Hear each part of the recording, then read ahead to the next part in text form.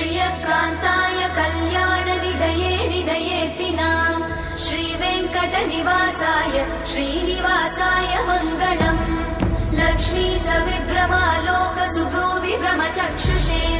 चक्षुषे सर्वलोकानां वेङ्कटेशाय मङ्गलम् श्रीवेङ्कटाद्रिशृङ्गाग्रमङ्गलाभरणाङ्ग्रये मङ्गलानां निवासाय श्रीनिवासाय मङ्गलम् सर्वावयव सौन्दर्य सम्पदा सर्वचेतसां सदा सम्मोहनायास्तु वेङ्कटेशाय मङ्गलम् नित्याय निरवध्याय सत्यानन्दचिदात्मने सर्वान्तरात्मने श्रीमद् वेङ्कटेशाय मङ्गलम् स्वतः सर्वविदे सर्वशक्तये सर्वशेषिने सुलभाय सुशीलाय वेङ्कटेशाय मङ्गलम्।